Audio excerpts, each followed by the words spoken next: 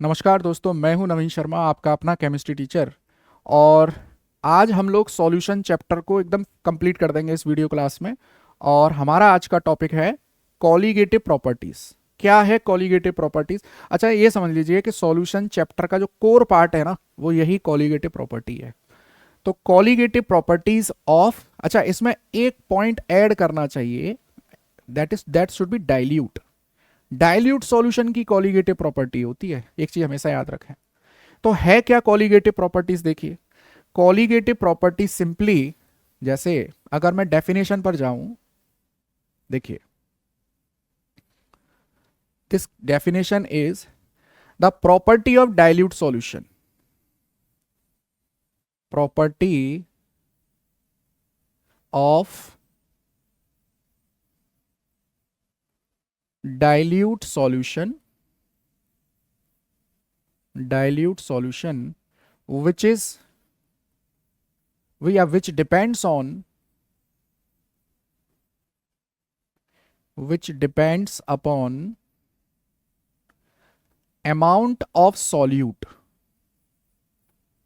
amount of solute irrespective of their nature, irrespective of their nature, irrespective of their nature। Colligative property वो property है dilute solution की जो केवल solute के amount पे depend करती है। मैं ऐसे लिख सकता हूं, जैसे आपने पानी लिया और पानी में नमक मिला दिया। आप जानते हो पानी में नमक मिलाने से उसका वेपर प्रेशर डिक्रीज हो जाता है, पानी का वेपर प्रेशर डिक्रीज हो जाता है। अब आप चाहे उसमें चीनी मिलाएं चाहे नमक मिलाएं, उसका वेपर प्रेशर तो डिक्रीज होगा ही, वो उसके नेचर पर डिपेंड नहीं करेगा। ठीक है, तो मैं इस तरह से कुछ समझाता हूं आपको। देखिए, कॉलीगेटिव प्रॉपर्टी को शॉर्ट में हम लिख देते हैं सीपी। कॉलीगेटिव प्रॉपर्टी को शॉर्ट में सीपी लिख देते हैं। This CP is directly proportional to the number of moles of solute. अच्छा, इस number of moles of solute को मैं और एक्सपेंड कर देता हूं और एक्सप्लेन कर देता हूं, W B over M B. ये चीज याद रखिए आप।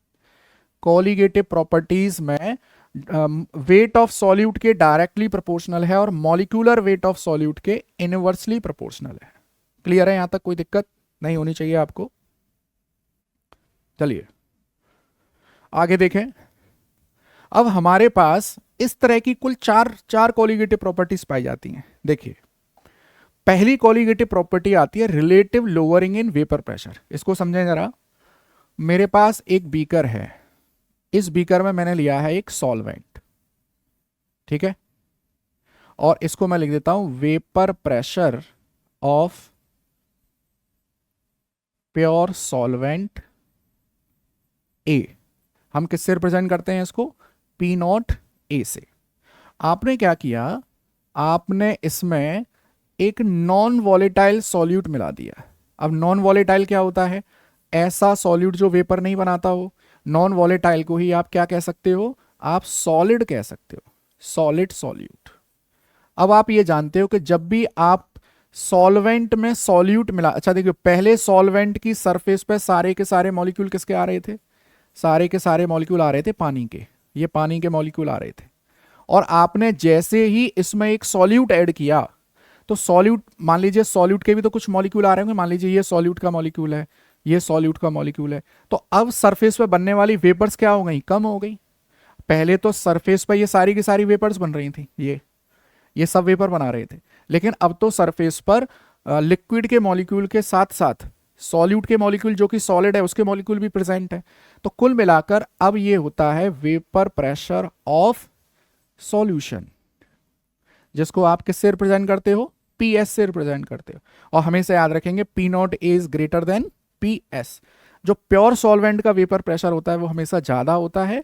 जब आप इसमें नॉन वॉलेटाइल सॉल्यूट मिला देंगे, आपके पास आएगा वेपर प्रेशर ऑफ सॉल्यूशन, ये हमेशा पी नॉट ए से छोटा होता है। अच्छा, हमने राउल्ट्स लॉ में एक छोटा सा डेरिवेशन किया था, देखो, अकॉर्डिंग टू राउल्ट्स लॉ हमने एक डेरिवेशन किया था कुछ ये वाला, P naught A minus P S over P naught ए बराबर काई बी। आपको याद नहीं है तो वो वीडियो आप लोग जाकर देख सकते हैं। अच्छा, अब इसको थोड़ा ऐसे समझिए आप। पहले यहां इस सॉल्यूशन का वेपर प्रेशर था 100, और जब आपने इसमें नॉन वॉलेटाइल सॉल्यूट मिला दिया तो अब इसका वेपर प्रेशर कितना हो गया, 80 इसका वेपर प्रेशर हो गया। तो आप जानते हो, देखो 100 माइनस 80 कितने का डिक्रीमेंट हो रहा है, 20 का। This is called lowering in vapour pressure. अगर मैं इसमें ये निकाल दूं with respect to initial value, देखो 20 का डिक्रीमेंट हो रहा है with respect to initial value कितनी है, 100। तो this is called relative lowering in vapour pressure. बात आ रही है समझ में, relative lowering in vapour pressure. और ये किसके बराबर है, काई बी के। अब हम इसी को थोड़ा सा और एक्सप्लोर कर लेते हैं। देखो P naught A minus P S over P naught ए।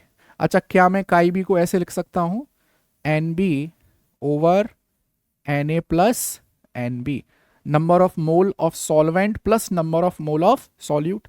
अब हम ये जानते हैं कि हम कॉलिगेटिव प्रॉपर्टी किसके लिए पढ़ रहे हैं, हम कॉलिगेटिव प्रॉपर्टीज डाइल्यूट सॉल्यूशन के लिए पढ़ रहे हैं। और डाइल्यूट सॉल्यूशन क्या होते हैं, जिनके लिए number of mole of solvent greater than होते हैं number of mole of solute से। तो क्या मैं Na प्लस एन बी को लिख सकता हूं Na? तो मेरे पास क्या आ जाएगा, देखिए मेरे पास आ जाएगा P naught A minus P S over P naught A is equal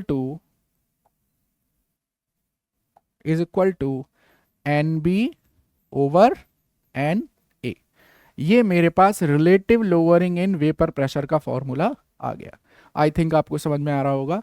relative lowering in vapour pressure क्या है, दैट इज कॉलिगेटिव प्रॉपर्टी। क्योंकि किसके डायरेक्टली प्रोपोर्शनल आ रही है, देखना जरा, N B number of mole of solute के डायरेक्टली प्रोपोर्शनल आ रही है। Hence proved relative lowering in vapour pressure is a colligative property.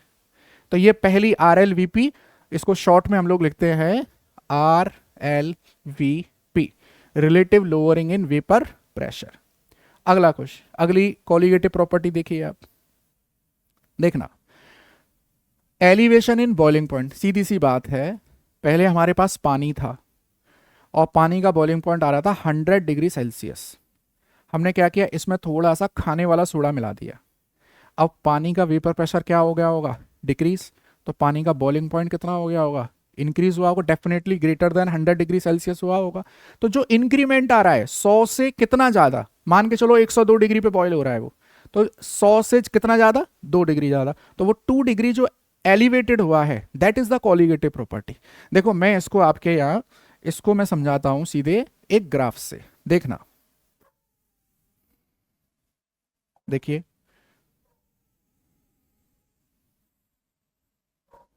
इस तरह से मैंने एक कर्व लिया है, एक ग्राफ लिया है, और इसमें देखिए यहां लिखता हूं मैं प्रेशर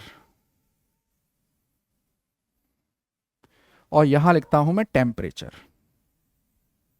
ठीक है, मेरे पास अभी ये एक लिक्विड रखा हुआ है, ये रहा, ये प्योर पानी मान लीजिए इसको, दिस इज वाटर, ये मेरे पास वाटर रखा हुआ है।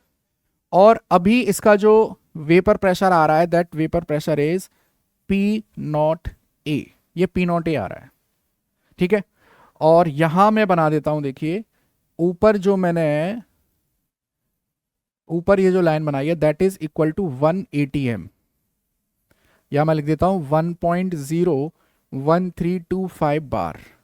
ये एटमॉस्फेरिक प्रेशर या एयर प्रेशर का वैल्यू है ऊपर, जो मैंने कर्व में आपके लिए बनाई है। अब मैं क्या करूं, इस प्योर, यहां पे लिख देता हूं pure solvent, this is pure solvent, पानी है ये प्योर सॉल्वेंट।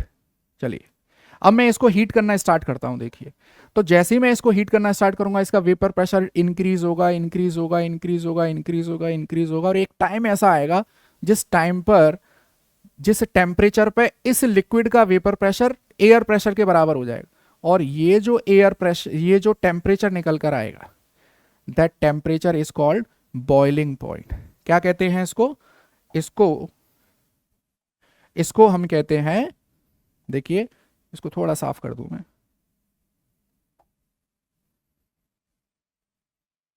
इसको कहते हैं बॉइलिंग पॉइंट। बॉइलिंग पॉइंट की डेफिनेशन क्लियर है, the temperature at which vapour pressure of liquid becomes equal to the air pressure. ठीक है, अब हमने क्या किया, इस पर यहां इस सॉल्वेंट में एक सॉल्यूट मिला दिया, और ये जो सॉल्यूट जैसे ही मिलाया, सॉल्यूट मिलाते ही अब इसका प्रेशर ऑफ सॉल्यूशन बन गया पीएस, ये बन गया। जैसे ही मैंने इसमें एक नॉन वॉलेटाइल सॉल्यूट मिलाया तो इसका प्रेशर डिक्रीज हुआ होगा डेफिनेटली। अब अगर मैं इसको अब हीट करना स्टार्ट करता हूं, देखिए हीट किया हीट किया हीट किया हीट किया, एक ऐसा टेम्परेचर आएगा जिस पर इसका vapour pressure become equal to air pressure, और ये जो टेम्परेचर आया है that is called TB dash. अब मैं पानी के एग्जाम्पल से समझाऊं, पानी के लिए बॉइलिंग पॉइंट कितना आ रहा था, 100 डिग्री सेल्सियस। अब मान के चलो ये आ गया है 101 डिग्री सेल्सियस, तो कितने का इंक्रीमेंट हुआ, 1 डिग्री का, that is called elevation in boiling point. मैं इसको लिखूंगा, देखो टीबी डैश माइनस टीबी, और ये बराबर किसके होगा, ये बराबर होगा डेल्टा टीबी के बराबर होगा। This elevation in boiling point is the colligative property. याद रखना, boiling point is not the colligative property, boiling point is the characteristic of that particular liquid. जैसे पानी की तो फिक्स्ड है 100 डिग्री सेल्सियस, लेकिन जो एलिवेशन आ रहा है that is the colligative property. अब देखिए यहां पर आपको ये delta TB experimentally found to be directly proportional to the molality. This M is molality, M क्या है यहां पर, मोलैलिटी है, और प्रोपोर्शनलिटी का साइन हटाते हैं, हमारे पास एक कांस्टेंट आ जाता है के बी, दिस इज के बी इंटू एम। और यहां मैं आपके लिए इस के बी का मतलब बता देता हूं, के बी होता है molal elevation constant, molal elevation constant, या इसको कहते हैं इबुलियोस्कोपिक कांस्टेंट, इबुलियोस्कोपिक कांस्टेंट। ठीक है, और इसका एक फॉर्मूला और है, एनसीईआरटी में जरूर देखना, क्वेश्चन आएगा एमसीक्यू पे इसके ऊपर। क्वेश्चन ये है वो this is R molar mass of solvent, this is TB square over 1000 delta H V. R constant है, molar mass of solvent, TB boiling point of that particular solvent, और ये है हीट ऑफ वेपराइजेशन। ये केबी की value है, केबी की value है जो एनसीईआरटी में गिवन है। अच्छा, ये जो केबी होता है हर सॉल्वेंट के लिए फिक्स है, जैसे केबी फॉर H2O ये आता है 0.52, और अगर हम बेंजीन के लिए देखें तो 2 पॉइंट समथिंग 2.79 समथिंग ये आता है। तो आपके पास एलिवेशन इन बॉइलिंग पॉइंट का फॉर्मूला आ चुका है। मैं इसको थोड़ा सा और आगे एक्सप्लोर करता हूं। देखिए मेरे पास आ गया है डेल्टा टीबी बराबर के बी इंटू एम। ठीक है, अब यहां से आपको क्वेश्चन बनता है एक, यूनिट ऑफ के बी बताइए। बच्चों जैसा क्वेश्चन आता है ये, क्या बताएंगे आप, देखना के बी बराबर होता है डेल्टा टीबी ओवर एम। अच्छा, डेल्टा टीबी क्या है भाई, टेम्परेचर का ऐसा यूनिट क्या होता है, केल्विन, और नीचे मोलैलिटी आ रहा है। मैं क्या लिखूंगा, मोलैलिटी का क्या रहता है, मोल पर केजी, तो केजी कहाँ चला गया, ऊपर। तो आपके पास केबी की यूनिट आ गई kelvin kilogram per mole, kelvin kilogram per mole, that is the unit of KB. हर सॉल्वेंट के लिए फिक्स होती है, और आपको एग्जाम में क्वेश्चन में ये गिवन होगी। अब इस पर कुछ क्वेश्चन कर लेते हैं तभी समझ में आएगा ये। देखिए एनसीईआरटी का सॉल्व क्वेश्चन लिया है हमने, एनसीईआरटी का। पहले क्वेश्चन देखो, न्यूमेरिकल को सॉल्व करते समय एक रफ डायग्राम जरूर बना लिया करें ताकि आप उस क्वेश्चन में इन्वॉल्व हो जाए करें। आ जाइए, दिस इज ग्लूकोज, ठीक है, और 1 kg ऑफ वाटर। थोड़ा ध्यान से देखिए, मैं यहां पर वाइट पेन ले लेता हूं, वाइट ज़्यादा अच्छा लगता है, वाइट कलर ज़्यादा अच्छा लगता है। चलिए, मेरे पास ये है 1 kg ऑफ वाटर, ठीक है। चलिए 1 kg ऑफ H2O, और इसमें हमने क्या किया, 18 ग्राम ग्लूकोज मिला दिया। अच्छा मुझे बताइए ज़रा, ग्लूकोज वॉलेटाइल है या नॉन वॉलेटाइल, सोच लीजिए। और कमेंट में आंसर कर दीजिए कि ग्लूकोज वॉलेटाइल है या नॉन वॉलेटाइल। तो ये 18 ग्राम ग्लूकोज मैंने इसमें मिक्स किया है, ठीक है। तो अब ये बन गया सॉल्यूशन। पहले केवल पानी था, केवल सॉल्वेंट था, अब ये बन गया सॉल्यूशन, ठीक है जी। और आपको इस पानी का केबी दे रखा है, that is 0.52 kelvin kilogram per mole, kelvin kilogram per मोल, ठीक है। और आपसे क्या पूछा है, आपसे पूछा है at what temperature this water will boil, आपसे टीबी टेस्ट पूछा है। आपको फॉर्मूला जो आता है वो आता है एलिवेशन इन बॉइलिंग पॉइंट, मतलब पानी का जो टेम्परेचर 100 डिग्री उससे कितने ज़्यादा पे वो बॉयल होगा, मतलब आप डेल्टा टीबी निकालते हैं एक्चुअली में। तो फॉर्मूला आपको पता ही है, यहाँ से देखिए डेल्टा टीबी बराबर के बी और एम। एक बार फॉर्मूला लिखकर बॉक्स में जरूर बंद कर दीजिए एग्जामिनर के लिए कि हमने ये वाला फॉर्मूला लगाया है। रफ डायग्राम बना लीजिए, उससे ये पता चल जाता है कि क्या गिवन है और क्या आपको फाइंड आउट करना है। ये हो गया आपके पास फॉर्मूला। अब इसमें वैल्यू पुट करिए आप, डेल्टा टी बी बराबर के बी आपको दे रखा है 0.52। अच्छा, मोलैलिटी कैसे निकालते हैं आप, भाई number of moles of solute mass of solvent in kilogram, बोलो ऐसे ही निकालते हैं। अच्छा, आप इसमें एन बी की जगह पर, मैं यहीं पर इसको करेक्ट कर देता हूं, मैं एन बी की जगह पर यहां पे ये लिख दूं क्या, W B over M B, क्या सही रहेगा मेरे लिए, यस बिल्कुल सही रहेगा। अगला देखो, डेल्टा टी बी मुझे निकालना है, तो 0.52 और डब्ल्यू बी कितना दे रखा है 10, नीचे मॉलिकुलर वेट ऑफ सॉल्यूट कितना है 180 और डब्ल्यू ए कितना दे रखा है 1 kg। तो 10 से ये जीरो कैंसिल हो गया। अच्छा 18 ग्राम दे रखा है, सॉरी मेरे को 18 ग्राम दे रखा है ये 18, तो ये कितना आ गया नीचे 10, और 10 में ये देख लो आपके पास डेल्टा टीबी आ गया, देखो डेल्टा टीबी आ गया 0.052। अब यहां से एक बहुत इंपॉर्टेंट पॉइंट मैं आपको समझाऊंगा। अगर आप टीबी डैश निकालेंगे फाइनल बॉइलिंग पॉइंट, अगर आप इसको 100 डिग्री में प्लस करोगे तो आपके पास जो फाइनल आंसर आएगा वो डिग्री में आएगा 100.052 degree Celsius.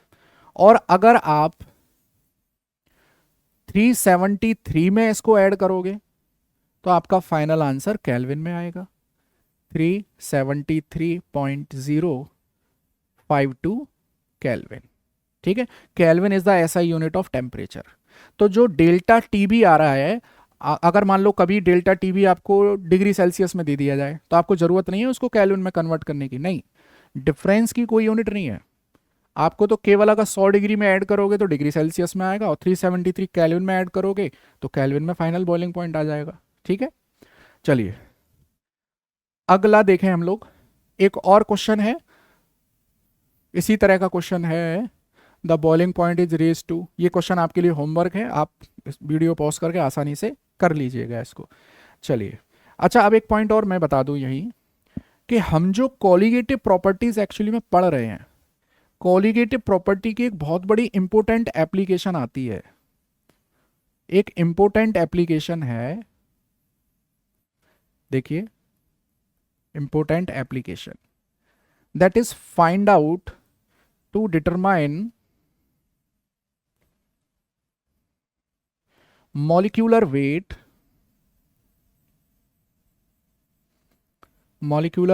of unknown solute, unknown solute कैसे निकालते हैं, देखो अभी एक एग्जांपल से देखो। मान लीजिए आप किसी केमिस्ट्री लैब में रिसर्च स्कॉलर बन गए और आपने रिसर्च कर दिया, कोई कंपाउंड एक्स आपने बना दिया। अब आपको उसका मॉलिक्यूलर वेट पता करना होगा। अब मॉलिक्यूलर वेट पता करना एक बहुत ही महंगा एक टास्क होता है एक रिसर्च इंडस्ट्री में। आपको इसके लिए बहुत सारे इंस्ट्रूमेंट की ज़रूरत पड़ती है, मास स्पेक्ट्रोमेट्री, यूवी स्पेक्ट्रो, इसको भी काफ़ी इंस्ट्रूमेंट की ज़रूरत पड़ती है। अगर आप वो इन इंस्ट्रूमेंट्स को अफोर्ड नहीं कर सकते तो एक बड़ा सिंपल सा आपके पास एक मेथड है। क्या मेथड है, देखो आपने लिया पानी, मान के चलिए वही 1 kg ऑफ वाटर, और 1 kg ऑफ वाटर है और पानी का बॉइलिंग पॉइंट आपको पता ही है कितना होता है, 100 डिग्री सेल्सियस। अब आप क्या करिए, इस सॉल्वेंट में जो कंपाउंड एक्स निकला है उसका एक्स ग्राम इसमें डिजोल्व कर दीजिए, एक्स ग्राम, या समझ लो 10 ग्राम कर दीजिए डिजोल्व, चलिए।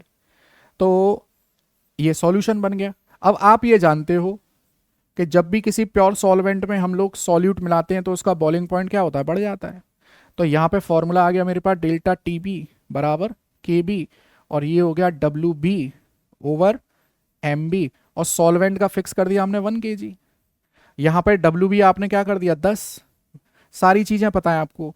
देखो यहाँ से डेल्टा टी बी प्रैक्टिकली निकल जाएगा, के बी आपको पता है, ये पता है, क्या निकाल लोगे आप यहाँ से, molecular weight of unknown solute. तो this is the important application of colligative property, इसीलिए यूज करते हैं हम लोग, ठीक है। अगला देखिए, अगली है डीपीएफपी। अच्छा, एलिवेशन इन बॉइलिंग पॉइंट को हम लोग शॉर्ट में लिखते हैं, शॉर्ट में इसको लिखते हैं ELBP, elevation in boiling point. और डिप्रेशन इन फ्रीजिंग पॉइंट को हम लोग लिखते हैं DPFP, depression in freezing point. अब देखो मैं आपको एक चीज पहले ये क्लियर कर दूं, आपके पास दो वाटर के सैंपल हैं या दो सॉल्यूशन है, एक है 0 डिग्री सेल्सियस पर और एक है -5 डिग्री सेल्सियस पे। तो आप लोग जरा बताइए मुझको, which one is more cooler, कौन ज़्यादा कूल है, कौन ज़्यादा कोल्ड होगा इसमें, डेफिनेटली -5 डिग्री सेल्सियस वाला होगा। तो हम यहाँ फ्रीजिंग पॉइंट को 0 से नीचे लेके जा रहे हैं, मतलब कोल्डनेस बढ़ा रहे हैं, लेकिन ये वैल्यू 0 से नीचे है इसीलिए इसको डिप्रेशन बोला जा रहा है। नहीं जैसे वो तो 100 से ज़्यादा आ रही है तो हम उसने उसको एलिवेशन बोला है, हम इसको एलिवेशन इन फ्रीजिंग पॉइंट नहीं बोलेंगे। उसका मतलब तो ये हो जाएगा कि 0 से बढ़ गया, हम क्या कर रहे हैं 0 से नीचे लेके जा रहे हैं, कोल्डनेस बढ़ा रहे हैं, बट 0 से नीचे जाने पर बढ़ेगी कोल्डनेस। यहां क्या होता है देखिए, ग्राफ से समझिए आप।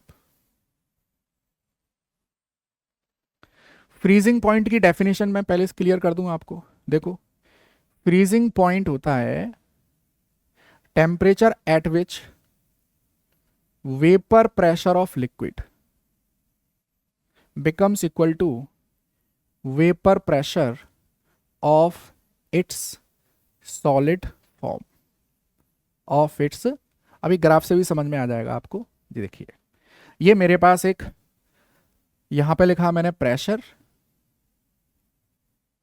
और यहां लिखा मैंने टेम्परेचर, दिस इज टेम्परेचर। यहां लिया है मैंने कोई, ये लिया सॉल्वेंट, ये रहा पानी, ले लीजिए, ये पानी लिया मैंने, ठीक है। इसका कुछ ना कुछ वेपर प्रेशर आ रहा होगा यहां पर। अब मैंने क्या किया, इसका टेम्परेचर मैंने घटाना शुरू किया, मैंने इसका टेम्परेचर कम किया कम किया कम किया कम किया कम किया, एक ऐसा टेम्परेचर मेरे को मिल गया यहां जिस टेम्परेचर पर लिक्विड का वेपर प्रेशर और इसकी सॉलिड का वेपर प्रेशर इक्वल हो गया। मतलब लिक्विड और सॉलिड ये किस में आ गए, इक्विलिब्रियम में आ गए। तो that temperature is called freezing point. तो ये मेरे पास है normal freezing point of solution, ठीक है। अब मैं क्या कर रहा हूं देखिए, कलर चेंज कर लेता हूं। अब मैंने इस सॉल्वेंट में थोड़ा सा एक नॉन वॉलेटाइल सॉल्यूट मिला दिया।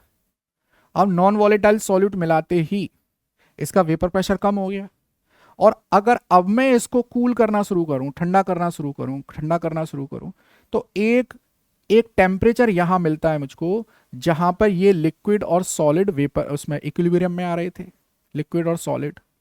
तो ये मेरे को जो फाइनल फ्रीजिंग पॉइंट मिला है दिस इज TF टेस्ट, और इनका जो डिफरेंस निकल कर आ रहा है that is called delta TF। ये जो डेल्टा TF है, देखिए यहां जो डिक्रीमेंट हो रहा है वो प्रेशर में डिक्रीमेंट है, और यहां जो डिप्रेशन हुआ है this one, this is freezing point depression. तो आपके पास याद रखिए डेल्टा TF डायरेक्टली प्रोपोर्शनल है मोलैलिटी के, और यहां डेल्टा TF प्रोपोर्शनलिटी का साइन हटा दीजिए, आपके पास आ जाता है KF इंटू एम। KF क्या है आप यहां ये समझ लीजिए, this KF is freezing point constant,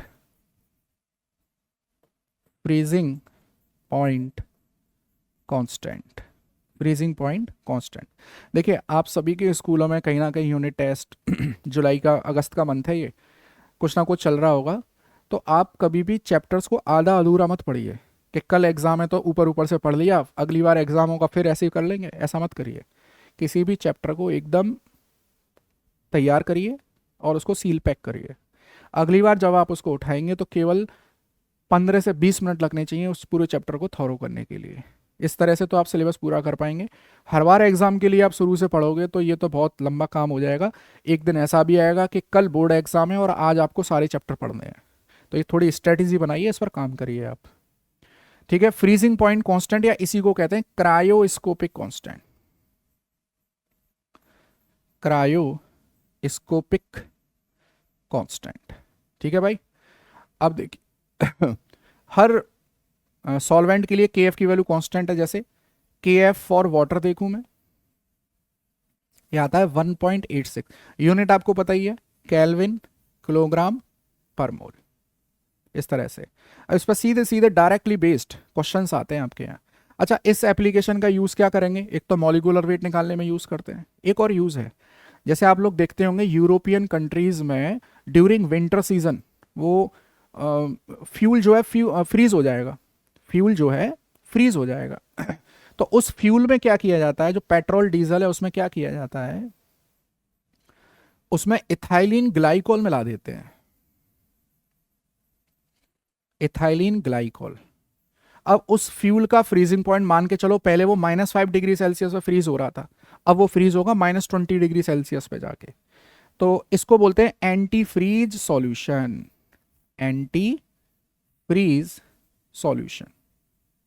अच्छा, ऐसे ही एक और पॉइंट आता है, this is deicing agent. हम क्या करते हैं डी आइसिंग, जैसे आप जैसे जनवरी में कभी कश्मीर जाइए तो रोड्स के ऊपर जो है स्नोफॉल होता है, रोड के ऊपर बर्फ की मोटी चादर बन जाती है।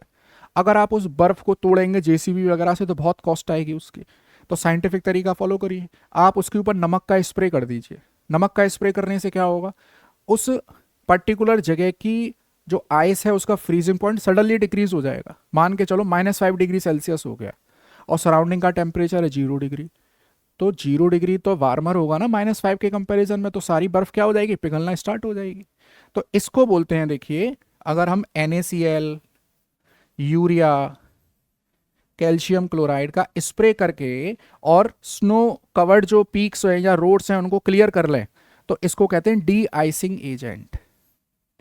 डी आइसिंग एजेंट, इसको डी आइसिंग एजेंट कहते हैं। ठीक है, तो ये इंपॉर्टेंट है, आप लोग अच्छे से पढ़ाई करिए इसकी, डिप्रेशन इन फ्रीजिंग पॉइंट की। अगला देखिए, अब इस पर क्वेश्चन है, देखो वही आ गया। 45 ग्राम ऑफ इथाइलिन ग्लाइकोल। एक छोटा सा diagram, rough diagram, colour change कर लेते हैं, वाइट ज़्यादा अच्छा लगता है।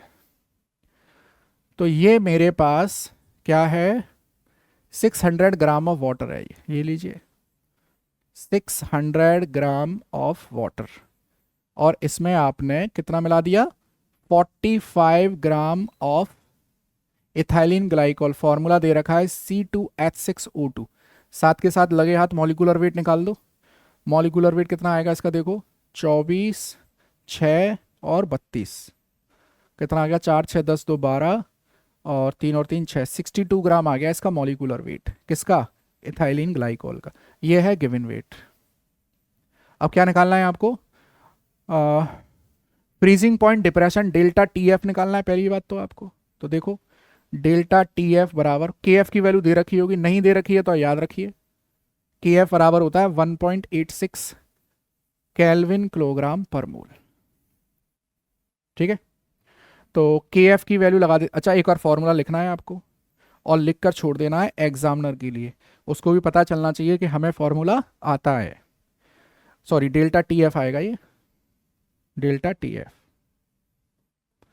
तो अब फॉर्मूले में वैल्यू पुट करिए, KF की वैल्यू है 1.86 और मोलैलिटी का फॉर्मूला आपको पता ही है WB, तो 45 नीचे आएगा 62 और ये दे रखा है 600 ग्राम, तो ऊपर क्या हो जाएगा 1000, 00 से 00 और बाकी का सॉल्व कर लीजिए आप।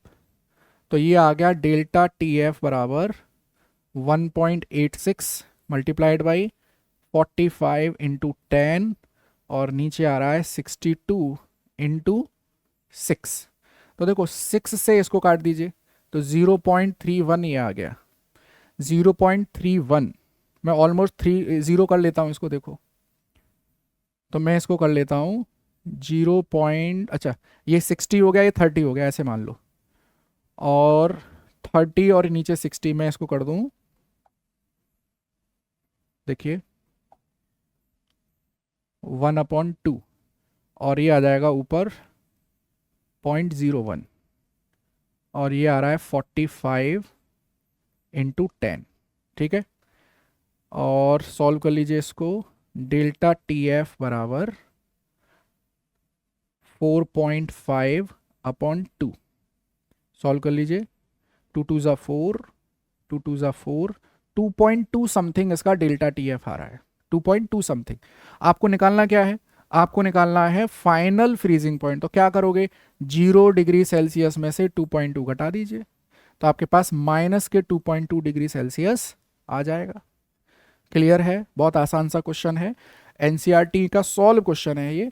और एक्सरसाइज में थोड़े से बड़े बड़े लेंथी क्वेश्चन है, एक बार खुद से ट्राई करिए आप लोग उनको, तभी आपके कॉन्सेप्ट्स क्लियर होंगे। अगला most important, colligative properties of dilute solution में अगर कोई टॉपिक सबसे ज्यादा इंपॉर्टेंट है तो वो है ऑस्मोटिक प्रेशर। क्या है पहले समझिए। देखो, ऑस्मोटिक प्रेशर समझने से पहले आपको समझना होगा डिफ्यूजन क्या है। डिफ्यूजन आप लोगों ने कई बार बायोलॉजी में, या आप लोगों ने 9th 10th क्लास छोटी क्लास में डिफ्यूजन के बारे में जरूर पढ़ा होगा, जरूर पढ़ा होगा। डिफ्यूजन क्या है? किसी भी चीज का, चाहे वो सॉलिड हो, लिक्विड हो, गैस हो, किसी भी चीज का अपने हायर अमाउंट से लोअर अमाउंट की ओर जाना, दिस इज कॉल्ड डिफ्यूजन। तो मैं ऐसे लिखता हूं, देखिए, हायर अमाउंट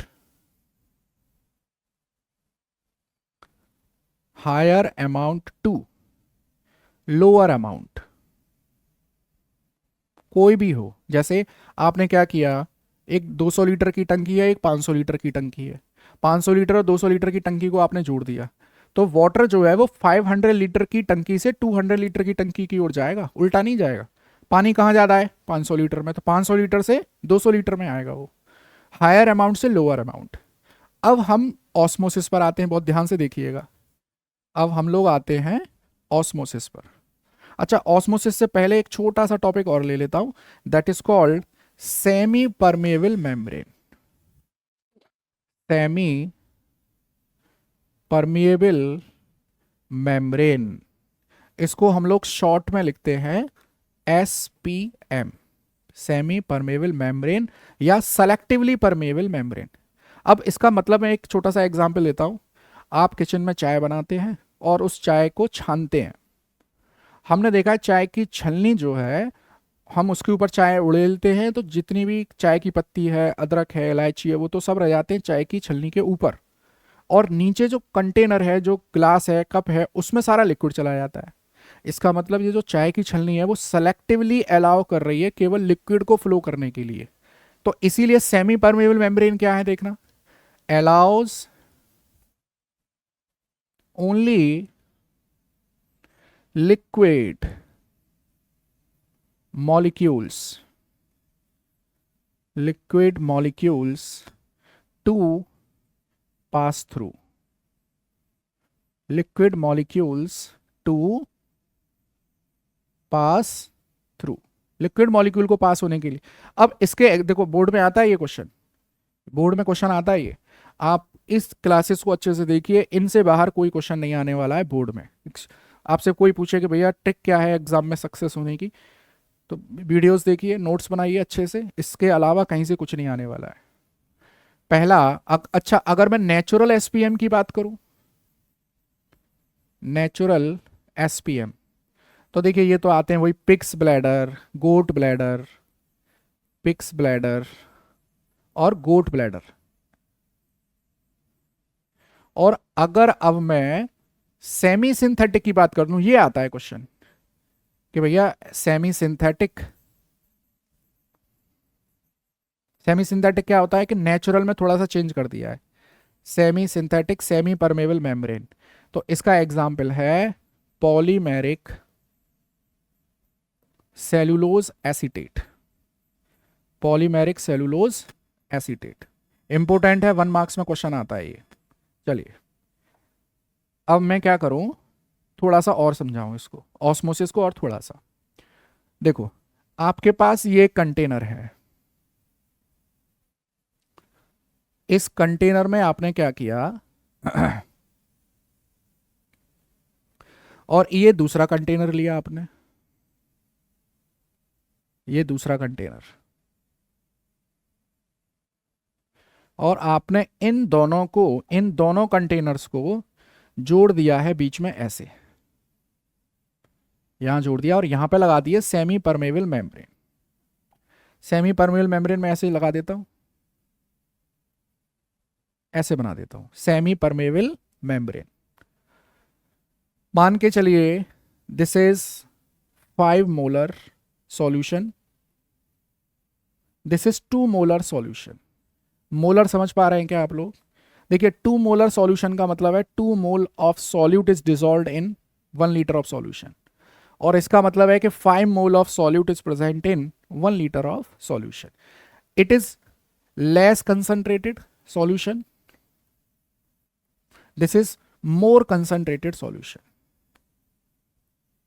मोर कंसंट्रेटेड सॉल्यूशन।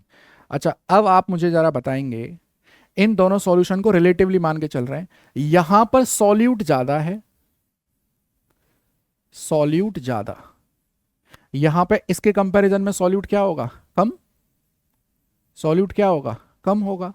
अब देखना, दोनों का रिलेटिवली कॉन्सेप्ट चल रहा है, यहां सॉल्यूट ज्यादा है तो इसके कंपैरिजन में यहां सॉल्वेंट कम होगा,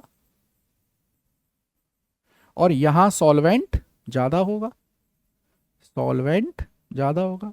अच्छा, हम ये जानते हैं सेमी परमेबल मेम्ब्रेन में केवल और केवल लिक्विड मॉलिक्यूल पास होते हैं, सॉल्वेंट मॉलिक्यूल पास होते हैं, सॉल्यूट मॉलिक्यूल पास नहीं होते।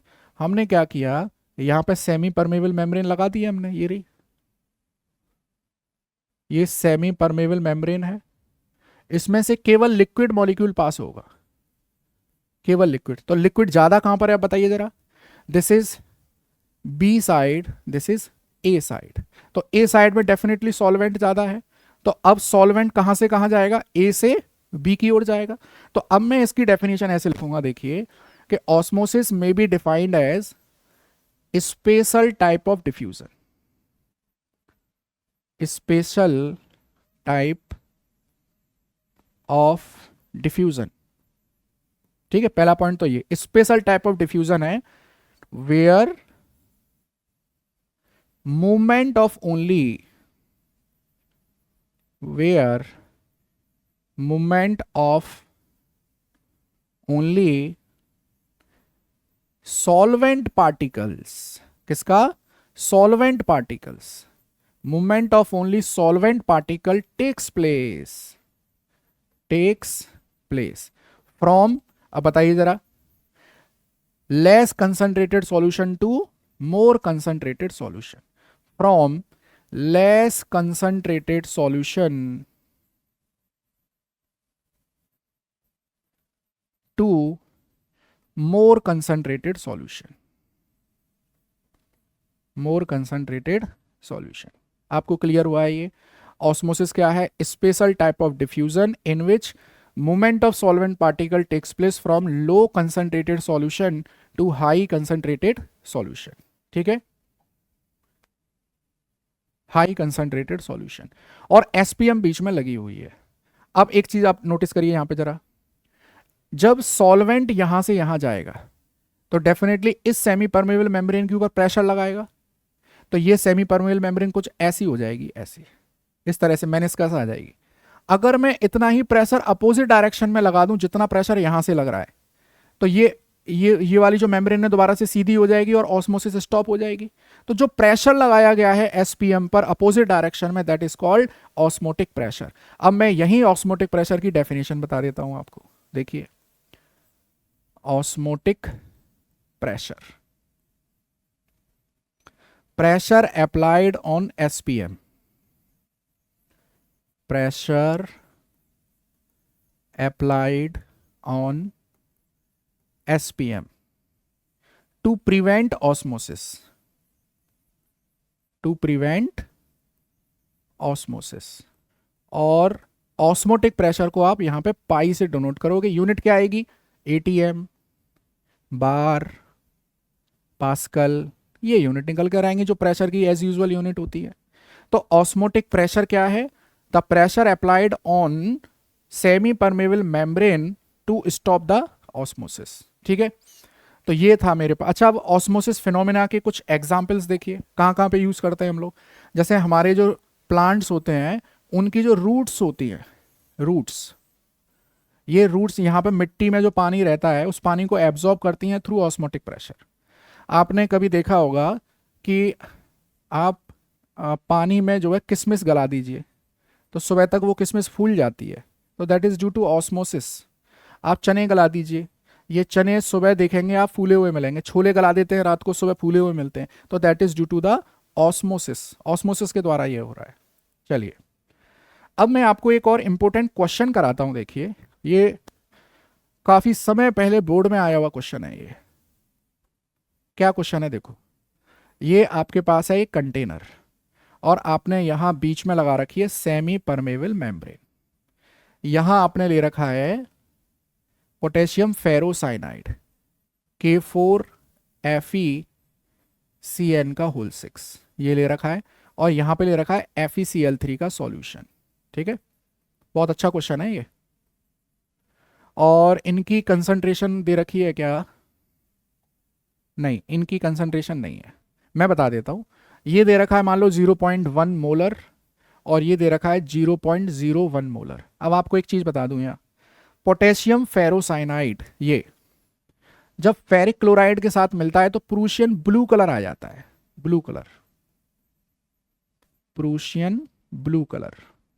अब क्वेश्चन ये पूछा गया है, देखिए, these are separated by a semi permeable membrane AB due to osmosis there is blue color formation on which side of solution। मतलब FeCl3 जाएगा कि K4FeCN का होल 6 जाएगा? ये बहुत अच्छा क्वेश्चन है, किस साइड में ब्लू कलर का फॉर्मेशन होगा। आप वीडियो पॉज करिए, थोड़ी देर के लिए इस क्वेश्चन को खुद से करने की कोशिश करिए, मैं तो बता ही रहा हूं। यहाँ देखिए क्या है ये, यहां पर देखिए पानी में पोटेशियम फेरोसाइनाइड डाला गया है, पानी में फेरिक क्लोराइड डाला गया है। तो फेरिक क्लोराइड सॉल्यूट है, इधर पोटेशियम फेरोसाइनाइड सॉल्यूट है। सॉल्यूट तो सेमी परमेबल मेम्ब्रेन से पास ही नहीं होगा दादा, केवल क्या पास होगा? पानी। Lower concentrated solution to higher concentrated solution, केवल पानी जाएगा इधर से उधर, सॉल्यूट का फ्लो नहीं होगा। तो there is no colour formation, no Prussian blue colour formation in either solution. ना तो इसमें होगा ना इसमें होगा, क्योंकि केवल पानी का फ्लो होगा, सॉल्यूट का फ्लो नहीं होगा। बहुत अच्छा क्वेश्चन है ये। देखिए अगला क्वेश्चन है, अच्छा ऑस्मोटिक प्रेशर हम लोग बात जो कर रहे थे, ये जो ऑस्मोटिक प्रेशर है इसे हम डिनोट कर रहे हैं पाई से, और इसका फॉर्मूला डायरेक्ट एनसीईआरटी में दे रखा है C/R/T। ये C क्या है यहां पे? Molarity, molarity. और टेम्परेचर इन केल्विन। ठीक है, मोलैरिटी क्या होती है? Number of moles over volume of solution in litre. तो आपके पास सीधे सीधे फॉर्मूला है pi is equal to NB/V into R/T। ये ऑस्मोटिक प्रेशर का फॉर्मूला है। अब आपको ये क्वेश्चन दे रखा है, देखिए कि आपके पास 200 सेंटीमीटर क्यूब। अच्छा, आप जानते हैं 200 सेंटीमीटर क्यूब का मतलब क्या हो गया? 200 ml, 200 ml। और इसमें आपने प्रोटीन डाली है 1.26 ग्राम। ठीक है, और ऑस्मोटिक प्रेशर 300 केल्विन पर आ रहा है, 2.57 इंटू 10⁻³ बार। और आपसे मॉलिक्यूलर मास ऑफ प्रोटीन पूछा है। अब देखो जरा, पाई दे रखा है आपको, देखना 2.57 इंटू 10⁻³ अब NB को क्या लिख सकते हो? WB। WB कितना दे रखा है? 1.26। MB प्रोटीन का आपको निकालना है। वॉल्यूम दे रखा है 200 सेंटीमीटर क्यूब, तो ऊपर 1000 का मल्टीप्लाई होगा। R कितना होता है? 0.083। R की वैल्यू जब बार में दिया गया हो प्रेशर, तो R की वैल्यू है 0.083। और टेम्परेचर कितना है? 300। देखिए, अब आपको सारी चीजें दी गई है, क्या चीज निकालनी है आपको? मोलर मास ऑफ सॉल्यूट निकालना है। तो this is the osmotic pressure is the best method to determine the molecular weight of unknown solute. जैसे हमने अभी एलिवेशन इन बॉइलिंग पॉइंट में देखा था, डिप्रेशन इन फ्रीजिंग पॉइंट में देखा था, osmotic pressure is the best method, क्योंकि यहां आपको सॉल्यूशन को ना तो हीट करना है जैसा कि एलिवेशन इन बॉइलिंग पॉइंट में कर रहे थे, ना ही आपको यहाँ सॉल्यूशन को फ्रीज करना है जैसा कि डिप्रेशन इन फ्रीजिंग पॉइंट में कर रहे थे, और यहाँ रेंज भी ज़्यादा आती है। तो osmotic pressure is the best. ये क्वेश्चन है एनसीईआरटी एग्जाम्पलर का। तो why do osmotic pressure considered as the best method? पहला, इसकी रेंज ज़्यादा है। दूसरा, you don't need to either heat और कूल द सॉल्यूशन। और तीसरा, आप बड़े बड़े मॉलिक्यूलर वेट जैसे प्रोटीन का, पॉलीमर का मॉलिक्यूलर वेट ऑस्मोटिक प्रेशर से इजीली निकाल सकते हो। तो ये हो गई आपकी 4 colligative properties of dilute solution. अच्छा, अभी आपने एक चीज नोटिस की होगी, इन सभी ऑस्मोटिक कॉलिगेटिव प्रॉपर्टीज को निकालते समय आपने जो भी सॉल्यूट इसमें ऐड किया है वो सारे नॉन इलेक्ट्रोलाइट थे, जैसे glucose, ethylene glycol, urea, protein. लेकिन क्या हो अगर आप इलेक्ट्रोलाइटिक सॉल्यूशन ऐड कर दें, तो वहां पे फिर एबनॉर्मलिटी अराइज होती है। नेक्स्ट टॉपिक हमारा वही है, this is abnormal colligative property. अच्छा, एबनॉर्मल कॉलिगेटिव प्रॉपर्टी का मतलब क्या है वो मैं आपको समझा देता हूं। पहले एक ग्राफ बताऊंगा या एक चार्ट बनाऊंगा छोटा सा, आप ध्यान से देखिएगा। देखना, मैंने लिया है सॉल्यूट, ठीक है। ये अगर ये आपके समझ में आ गया, एबनॉर्मल कॉलिगेटिव प्रॉपर्टी के लिए ये वाला चार्ट अगर आपके समझ में आ गया, तो कॉलिगेटिव प्रॉपर्टी आपके समझ में आ गई। अब ये सॉल्यूट क्या हो सकता है भैया? ये सॉल्यूट हो सकता है आपके लिए एक तो नॉन इलेक्ट्रोलाइट। नॉन इलेक्ट्रोलाइट क्या होता है जल्दी से बताइए? नॉन इलेक्ट्रोलाइट क्या होता है? दैट डू नॉट डिसोसिएट, जो डिसोसिएट नहीं होता है, डू नॉट डिसोसिएट, और do not associate, do not dissociate and do not associate, ठीक है, नॉन इलेक्ट्रोलाइट। अच्छा, सॉल्यूट और क्या हो सकता है? सॉल्यूट हो सकता है इलेक्ट्रोलाइट। सॉल्यूट क्या हो सकता है? इलेक्ट्रोलाइट हो सकता है, मतलब जो डिसोसिएट भी हो सकता हो और जो एसोसिएट भी हो सकता हो, एसोसिएट भी हो सकता हो, ठीक है। जो सॉल्यूट आप डालने वाले हैं सॉल्वेंट में वो इलेक्ट्रोलाइट हो सकता है और नॉन इलेक्ट्रोलाइट। अगर नॉन इलेक्ट्रोलाइट है तो उसके एग्जाम्पल अभी बताए हमने, that is glucose, that is urea, protein, sugar,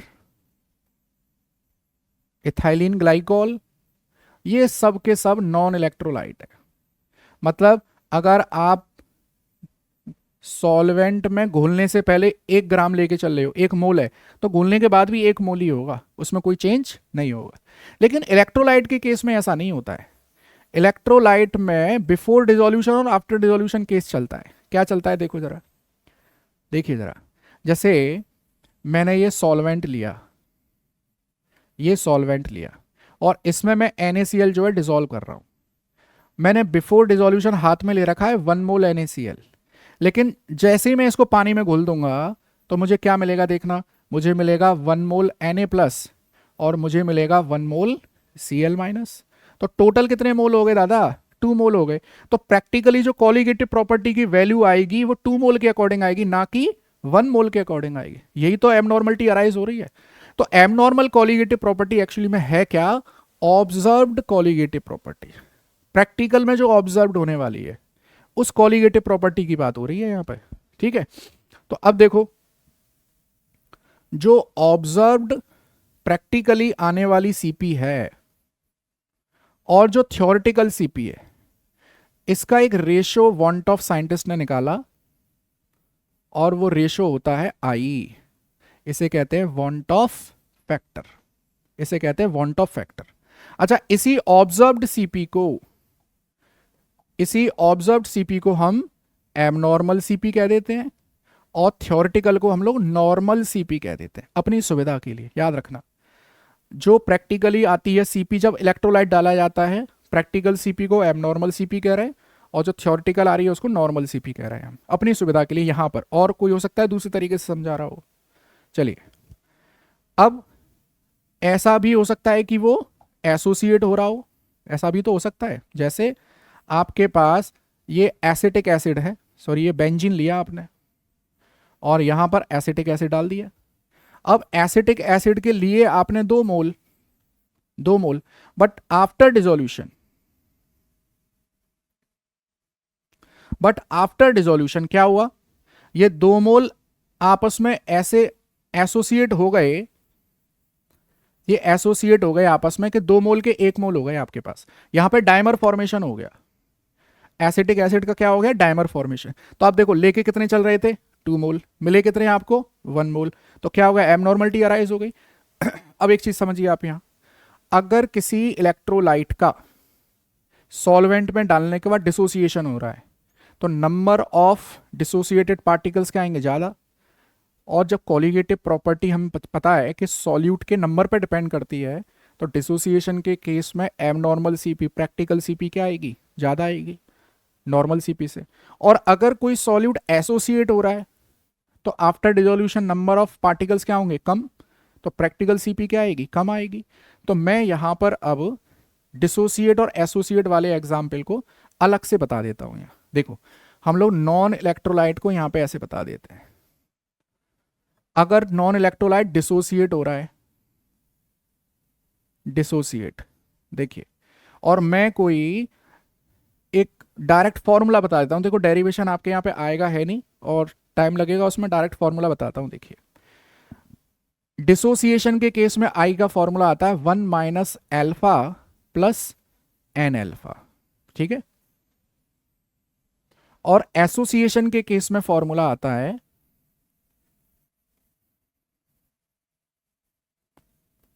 I = 1 - α + α/n।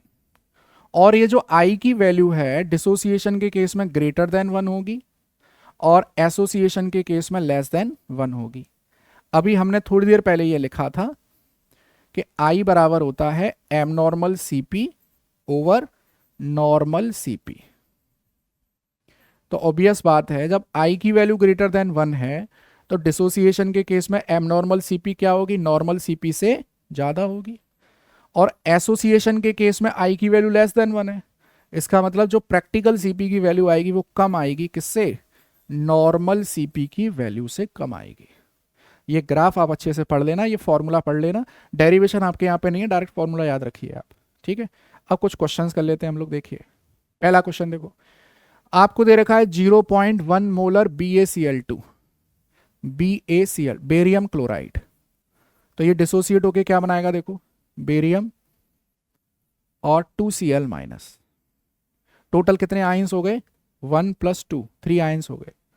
I बराबर निकालिए 1 - α + n α।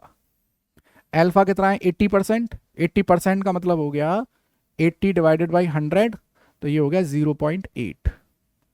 तो I बराबर आ गया देखो 1 - 0.8 + 0.8 × 3, तो ये आ गया 0.2 + 2.4, 2.6 आ गया। आप खुद देख लीजिए, जो डिसोसिएट हो रहा है उसके लिए वैल्यू कितनी आ रही है, ग्रेटर देन 1 आ रही है वैल्यू इसकी।